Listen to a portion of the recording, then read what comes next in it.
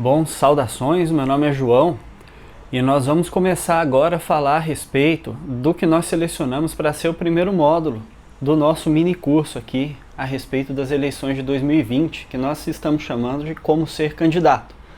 Apesar disso, é um curso que serve para qualquer cidadão, para qualquer pessoa interessada em conhecer um pouco mais sobre o nosso processo eleitoral. Processo eleitoral, inclusive, nós temos que destacar que nós não estamos falando aqui de ações judiciais manejadas no curso do processo eleitoral. Para essas, a doutrina comumente costuma chamar justamente de ações judiciais eleitorais. Então, o processo que nós falamos aqui é de uma concatenação de atos que vai levar a uma apuração de votos que proclame o resultado da maioria. Ou seja, nós estamos falando de um processo para o exercício da democracia. Esse aqui é o nosso foco. Nós não vamos, portanto, abordar nesse nosso minicurso as ações judiciais eleitorais. Bom, pois bem, a primeira coisa que nós precisamos entender a respeito do processo eleitoral brasileiro é a posição dos partidos políticos. Porque nós temos uma lógica construída a partir da importância dos partidos. Os partidos políticos estão no centro do nosso processo eleitoral. Nós podemos dizer que temos no Brasil uma chamada democracia partidária. E vejam, a própria Constituição Federal traz o que nós chamamos de liberdade sindical. É livre a criação, a fusão, a extinção de partidos políticos. E a lei das eleições, por sua vez, ela exige para candidatura o domicílio eleitoral na circunscrição onde a candidatura será registrada e a filiação partidária. Portanto, sem os partidos políticos, sem a vinculação do interessado, do cidadão, do candidato a um partido, ele não vai participar do processo eleitoral. Portanto, primeiro, ele deve ser um eleitor. Depois de ser um eleitor, ele pode ser filiado a um partido e a partir de então ele poderá ser candidato. Como tudo isso acontece, a gente vai tratar ao longo aqui dos nossos vários vídeos. Por enquanto, vamos falar um pouquinho dos partidos políticos em si. O partido político, nós vamos achar diversas definições para ele. Talvez uma que seja mais aceita, que a gente pode extrair do livro do professor José Jairo Gomes, é a que define o partido como sendo uma entidade formada pela livre associação de pessoas com organização estável e a finalidade de alcançar e manter o poder político estatal. O que nós estamos dizendo com isso? A livre associação de pessoas, primeiro, ninguém é obrigado a se associar ou a permanecer associado. Então, via de regra, o partido político, ou pelo menos ideologicamente, o partido político reúne, ele agrupa pessoas que trazem entre si e em comum um determinado viés ideológico. E reunidos a partir desse viés, essas pessoas trabalham para alcançar o poder político e a partir daí exercer ações de governo. Bom, muito bem. Por essa definição de partidos, nós podemos concluir também uma importante característica, que é a seguinte: o movimento partidário é próprio dos regimes democráticos. Em regimes ditatoriais, a atividade partidária ela é limitada justamente com o objetivo de evitar que as organizações populares, os movimentos populares, se incorporem, se organizem e ameacem a estrutura de poder.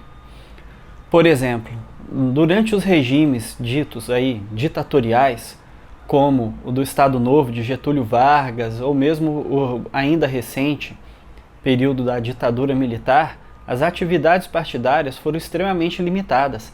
Vargas as proibiu, enquanto a ditadura militar permitia apenas o exercício do Arena, que era um partido de apoio à situação naquela ocasião, e o MDB, né, o Movimento Democrático Brasileiro, naquela época assim chamado, que era a oposição à ditadura militar, mas era a única, vamos dizer, a única estrutura partidária permitida. Nós vamos ter no Brasil o início das atividades partidárias, ou melhor, daquilo que nós podemos chamar como embrião de atividades partidárias, com o Partido Liberal e o Partido Conservador lá no período regencial, ainda quando o Brasil era governado sob a forma de império. Depois, com o surgimento da República, os movimentos partidários começam a ganhar forma, porém são duramente golpeados por Getúlio Vargas durante o Estado Novo, começam a se reerguer, são proibidos, ou melhor dizendo, são limitados no período ditatorial e voltam a florescer com a Constituição de 88. Aí sim, assegurada a livre associação partidária. Provavelmente o Constituinte não esperava que chegaríamos aí um pouco mais de 30 anos depois da Constituição, com aproximadamente 32 partidos políticos, ou, acredito eu, mais que isso já nessa ocasião.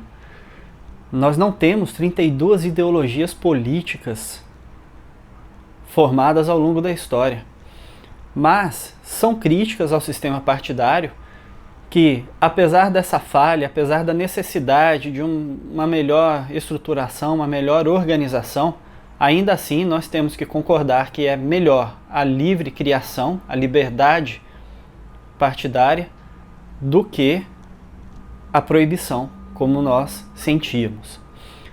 Pois bem, vamos falar um pouco a respeito das funções que a doutrina nos traz, que são atribuídas aos partidos políticos e são extremamente tangíveis para nós. Os partidos políticos são importantíssimos nas funções de governo. Quando vemos os noticiários aqui no Brasil, muito se fala da base aliada, da oposição e do centrão. Claro, falando lá do nosso Congresso Nacional. O que nós estamos dizendo aí de base aliada? São os congressistas que ocupam seus lugares na Câmara dos Deputados e no Senado Federal, que são do mesmo partido ou de partidos aliados do chefe do Executivo. Sem essa base, o chefe do Executivo não consegue governar. Por isso nós falamos dessa função de governo. E ele vai acabar exercendo, em razão disso, a oposição, que é um movimento contrário às ações de governo, mas também são legitimados dentro de um processo democrático. Nós vamos ter ainda a função de organização. Essa função de organização nós vemos mais na base. Porque, como o partido tende a agrupar pessoas que alimentam a mesma ideologia, acaba dessas pessoas, via de regra, se reunirem no mesmo partido. E em razão disso, o movimento social ele vai sendo organizado pelo próprio partido político. Então, nós temos a função de governo, a função de organização, importantíssima no processo democrático, e, logicamente, a função eleitoral. Para que elas aconteçam de uma forma ordenada, naturalmente elas devem ser regulamentadas. E a regulamentação dos partidos políticos no nosso ordenamento é feita inicialmente pela própria Constituição da República, que traz ali no artigo 17 os vetores essenciais para a criação e exercício da atividade partidária. Nós temos ainda a Lei 9.096 de 95, que é conhecida como a Lei dos Partidos Políticos, e trazendo maiores minúcias, detalhes que são muito comuns no dia a dia dos partidos, nós temos a resolução número 23.571 de 2018 do Tribunal Superior Eleitoral. Pois bem, dito isso, vamos falar aqui a respeito de uma característica que na realidade pode melhor ser denominada um princípio da atividade partidária, que é a liberdade de organização. A liberdade de organização dos partidos políticos é prevista na própria Constituição. E ela blinda as atividades partidárias a respeito de filiação, convenções e organização interna da interferência do Estado. Ou seja, as regras de filiação, as regras a respeito das convenções, as regras a respeito da sua própria organização interna, elas são protegidas pela Constituição. O Estado não pode interferir no funcionamento dos partidos, porque essa seria uma conduta antidemocrática. Uma ditadura, por exemplo, ela pode se disfarçar de democracia, controlando as atividades partidárias, impedindo o acesso de determinadas camadas sociais às convenções e praticando a opressão por meio dos partidos. Todavia, sendo os partidos, vamos dizer, a mola mestra da nossa democracia, é que a Constituição proíbe a interferência do Estado sobre o seu funcionamento. Isso também é importantíssimo que tenhamos em mente.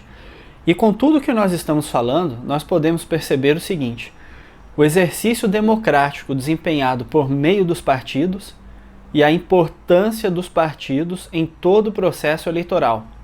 Nenhuma mudança significativa, nenhuma mudança expressiva acontece em nosso país se esse embrião não for semeado dentro dos partidos políticos. Nenhum chefe do executivo governa sem o apoio dos partidos políticos. E ninguém acede a nenhum cargo político eletivo senão através dos partidos políticos. Mas, como se costuma dizer, apesar de o exercício da democracia não poder ser pago, não se pode exigir um custo, ou melhor, não se pode exigir o pagamento de uma taxa daqueles que pretendem exercer a democracia, pois isso impediria as camadas sociais menos favorecidas de acederem ao poder. A democracia tem um custo, a atividade partidária tem um custo. E esse é um assunto extremamente polêmico em nosso país nos dias atuais. Nós recentemente viemos de uma eleição, ou melhor, já de 2 pleitos em que a doação por pessoas jurídicas não foi permitida. E a discussão a respeito dos partidos políticos, se devem envolver recursos públicos, se não devem envolver recursos públicos em seu financiamento, ela cada vez mais recebe a preocupação de boa parte da população. Nós não entraremos a fundo nesse assunto agora.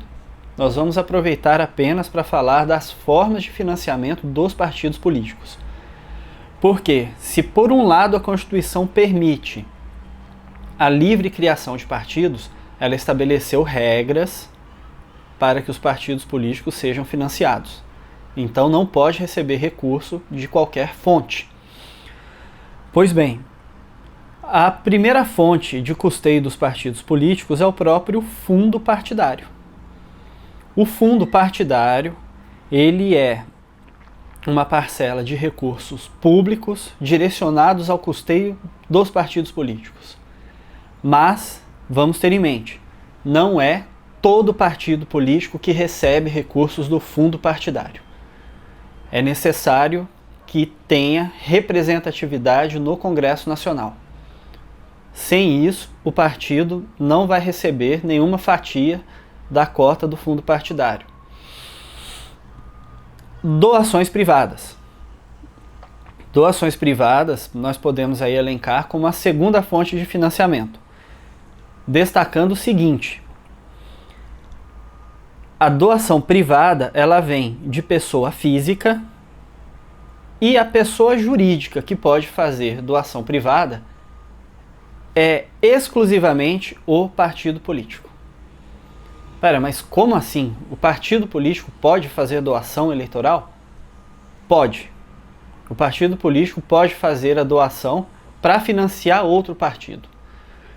Quando a pessoa jurídica, de certo modo, vamos dizer, as empresas, especialmente as grandes corporações, foram impedidas pelo Supremo Tribunal Federal de fazer doações para campanhas, especialmente para partidos políticos, naquele julgamento levou-se em consideração que uma empresa, ela não simplesmente vai doar algo, ela direciona o recurso esperando algo em troca, eventualmente uma futura contratação, e isso pode macular o processo democrático e viciar o direcionamento das ações de governo.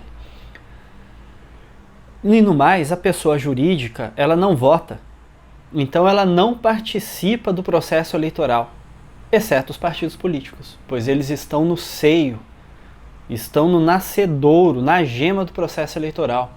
Por isso é permitida a doação de um partido político para outro partido político. O partido político também pode adquirir recursos por meio da comercialização de bens e da comercialização de eventos. Como assim? Comercialização de bens, por exemplo, canecas, canetas, chaveiros, bonés, que vão ser adquiridos pelos simpatizantes daquele partido. A comercialização de eventos seria a realização de festas, jantares, coquetéis, que são promovidos, cobrados os ingressos dos participantes, e o resultado desse evento, o lucro desse evento, ele pode ser aplicado nas atividades dos partidos políticos. Outra fonte de financiamento são as sobras financeiras de campanha eleitoral.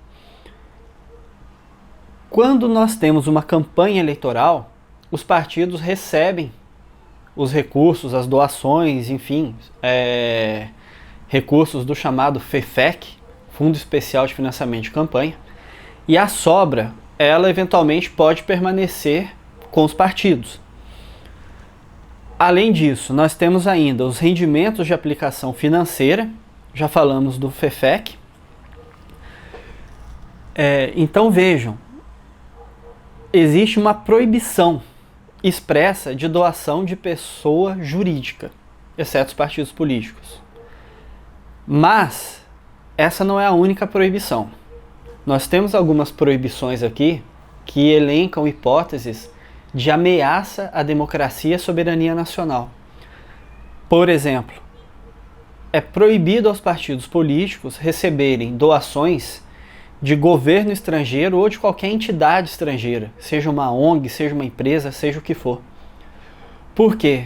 Se o partido político recebe recursos, é financiado por um governo estrangeiro,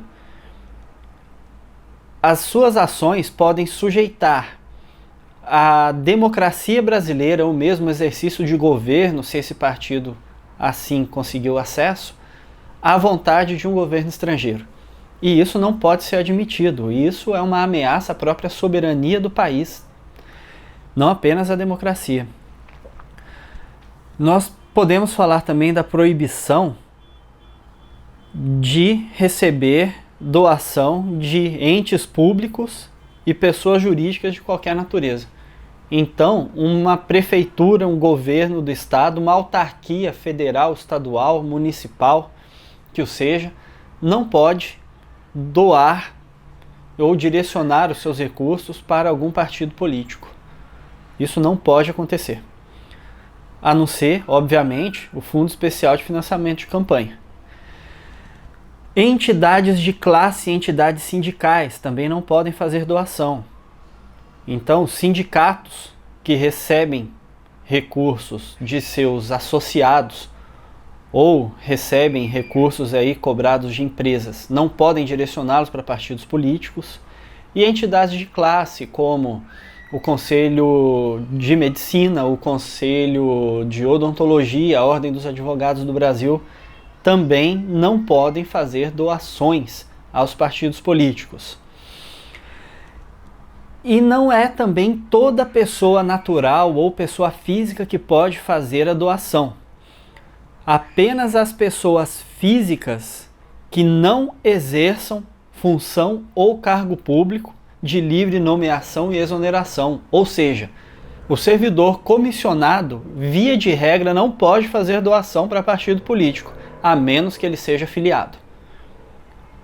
Portanto, o servidor público comissionado, via de regra, não poderá fazer uma doação para um partido político. Mas se esse servidor comissionado for filiado a determinado partido, ele poderá fazer uma doação para o partido ao qual ele é filiado.